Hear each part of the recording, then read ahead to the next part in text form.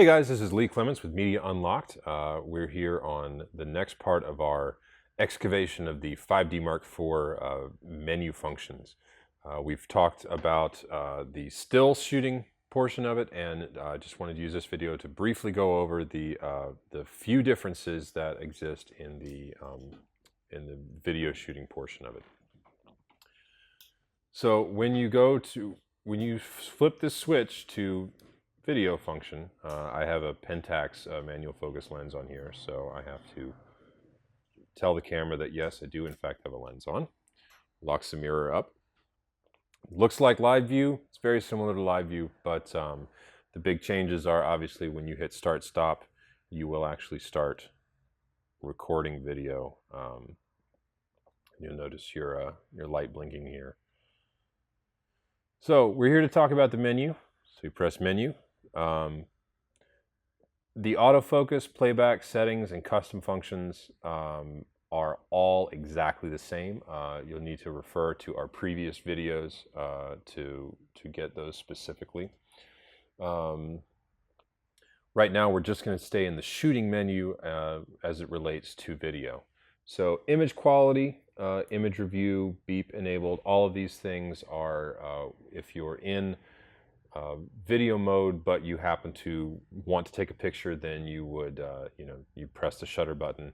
This specifically has, you tell it what kind of image you want to capture, just like you do in regular still shooting. Image review for 8 seconds. If you want that to happen, of course it will take command of your LCD. So if you're wanting to keep shooting live view or shooting video, then if your image review is on, then you're going to get a still image for however long, and so it might be a little bit frustrating. Exposure compensation is no longer an option because we are in manual mode. ISO speed settings. So this is the current ISO speed. I'm at 320. Range for movies, when it says range for movies, it means for any of the movies that are in HD. And here you can set your maximum and minimum ISOs if for some reason you end up in auto or want to be in auto. And then you have another option, range for 4K, and again you can set a minimum and a maximum ISO for your 4K shooting. This is also important if you want to be able to access the extended ranges. You can't go down to 50 on your low side. You have to activate the high options. Auto lighting optimizer, again, disabled in manual or bulb modes, which you wouldn't be using bulb mode in video shooting anyway. But nothing here has changed from the stills options. White balance, custom white balance correction. All of these are things that you affect just like the still menu. The difference here is you don't have a bracket option. Obviously, you're not taking multiple images, you're taking a single video. So if you know that you have a lot of green or a lot of magenta and you can't use a custom white balance to get it out, then you can come in here and do minus green or plus green, whichever you think you will need. Picture style, neutral. This is important. Excuse me. You've actually got fewer options in video shooting now. These options are similar to what you've had on previous Canons. Strength, contrast, saturation, color tone. So it's a reduced option, which is why you see these stars here. You don't have a fineness and threshold for your sharpening. Okay, have your user-defined options as well. So if you're using a Technicolor profile or some other profile, that's where you'll find that. High ISO speed, noise reduction can be set. If it's on, it's going to take more processing power. So if you're shooting at high ISOs, it's going to be doing a little bit more work to shoot. When you're shooting video, you run into the potential of overdoing your card, or rather overtaxing your card. So just be careful with the high ISO speed noise reduction. Highlight tone priority doesn't necessarily affect video in the same way that it does stills. Movie Servo autofocus. This is if you're using an STM lens, or really any autofocus lens, but the STM lenses are specifically designed for shooting video.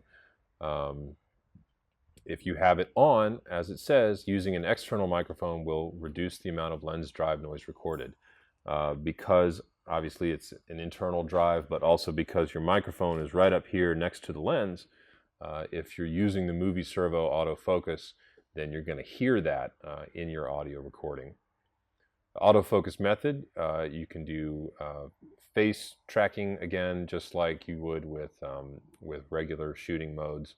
You've got FlexiZone, autofocus points, 2 different styles. Grid display, you've got your same options here for shooting video as you do in live view. Movie record quality. Here is the big one that if you were going, the first thing I would put in my menu is this one. You've got some more options on the Mark IV than you had on the Mark III, and consequently on the Mark II. Choose between .mov and .mp4 file sizes, or rather file wrappers. There are some, if you're recording in MP4, you can record the IPV format. If you're recording in .mov, you have the option for MJPEG, 4K, and the All-I, as well as the IPV. Nice option if you need to have .mov or .mp4 in your workflow. Movie record size. This is where the biggest difference is in the Mark IV. You notice you've got 2 4K options: 29.97 progressive, 23.98 progressive. At the motion JPEG compression. Look at our time up here on an almost empty 32 gig card. I'm going to be able to record 7 minutes and 50 seconds of 4K, and that doesn't change based on my frame rate. Next down, we've got full HD, i.e. 1080. This in particular, 59.94 frames per second, so that's 1080p 60. Record 21 minutes at the All-I for editing, and standard IPV can record over 30 minutes, so not limited by, or only limited by file size. We've got 1080 2997 progressive, 1080 24 progressive as well. And those are your options. You've got true 24p. This is something you need with, in some cases, older, much older audio recordings. If you don't know what this is, don't ever worry about it. High frame rate movie. So this is how you get to what Canon calls their high frame rate. So they've added 120 frames at 720. You notice when you're recording, if you enable this, you don't have any options here. You're in 720 at 119.9 frames per second, and you only have the option of All-I as your codec. You don't have IPV, and it looks like 7 minutes and 29 seconds, so very similar to 4K record times. Movie Servo auto function and audio recording are disabled during the high frame rate movie set, and then autofocus is even disabled during the movie shooting. So a lot of compromises to get 120 or 720 120 into this camera. And if excuse me, just keep in mind that if you're shooting at slow motion, you won't be able to use autofocus or even the audio recording. Sound recording, comes at auto. Manually, you can set your record level. You can see my voice there. Set it with the thumb wheel. Set it with the touch screen. The attenuator, according to Canon, automatically suppresses sound distortion caused by loud noises. So it's sort of a compressor, and it's recommended that you set it to enable, even though it comes factory disabled. And the last in the shooting here, metering timer. That if you do a half press of the shutter button, this determines how long your metering functions. Timecode, count up either record run or free run. If you do free run, obviously timecodes are not recorded in high frame rate movies, as it says here, but free run just means that timecode is continually running while the camera is going, and then when you record, you're just recording whatever the timecode is currently. This is really helpful if you've got multiple Canon camera, or multiple DSLRs rather. As long as they're all synced to the same time of day, then they should be synced timecode. Record run means that when you hit record, timecode starts, and when you stop recording, timecode stops. So if you stopped at a minute, when you hit start again, you would start at 1 minute and 1 second. Start time setting, you can either do set to camera time, to the time and date, or you can manually input the setting here, usually, starting with 0101, or rather 010000. You can go in and manually set that differently based on what you need. Movie record count, this for the files, it tells you how they're displayed in playback, so either record time or timecode. Movie play count, again, either record time or timecode. HDMI, you have the option to put timecode out over HDMI. If you're using an off-board recorder, that is how you'll actually drive, or how you'll actually record there. Then you can tell it, once you have timecode enabled, you can actually start recording via HDMI if you have that on. So you're telling the camera to wait for the record command from your Hyperdeck, Shuttle, or Odyssey 7Q or something like that. Drop frame, enable, disable. This is drop frame versus non-drop frame is editing. Generally, if you are shooting for television, you want to be in drop frame, or for broadcast, I should say. You want to be in drop frame mode. Most of the times, you're going to be in non-drop frame mode. You can set the shutter button to do different things while you're in video mode than it does in still mode. Half press, metering and autofocus. Fully press, no function. Half press, metering only. Full press, no function. Half press, metering and auto function. And if you want to start and stop your movie record from your shutter button instead of or in addition to the start stop button, you can choose that as well. Timelapse Movie is an interesting function that's been added to the 5D Mark IV. You can set an interval number of shots. It will tell you what time is required and how much playback time to shoot that. So you want this factory setting here, an interval of 3 seconds and 300 shots, will require almost 15 minutes to shoot and will play back in 10. You've got your card time left here that you can see. So if you need to change things based on what card time you have left, you have that option. Point about this is that it'll record your multiple frames as a movie file. So it is not taking time lapses like it is as an intervalometer, where it's actually taking the full RAW or JPEG pictures. This is recording it into a movie file. So if you don't care that it's not going to be bigger than 1920 by 1080, then this is a really neat option for you. HDMI display, if you're using an off-board recorder, you can turn off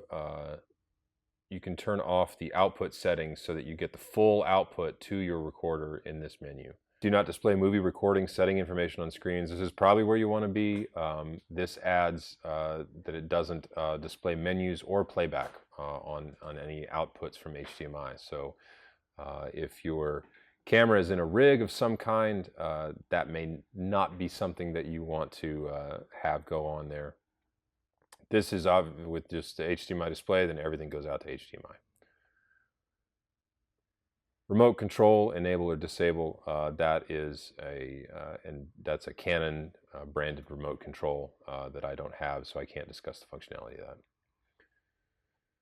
So that's the shoot menu. Everything else in here is exactly the same. The autofocus settings, all of this stuff.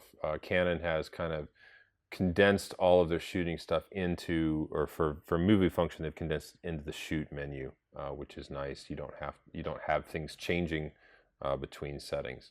Again, you've got your My Menu. You can configure it.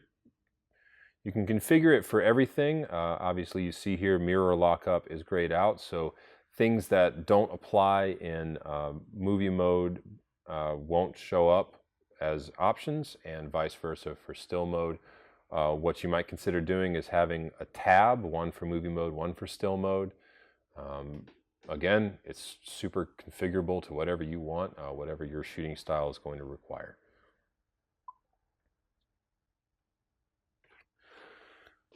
So that's it. Those are the Canon 5D Mark IV menus. It's been a long journey, and we're glad that you took it with us. Feel free to head over to facebook.com, find us there, give us a like. If this has sold you completely on the Canon 5D Mark IV, here is a link to the B&H website where you can buy it. That gives us a little sponsorship, a little kickback, and we can continue making videos like this for you, and which is something we love doing. So come back later for just kind of general overview of the camera and some test footage.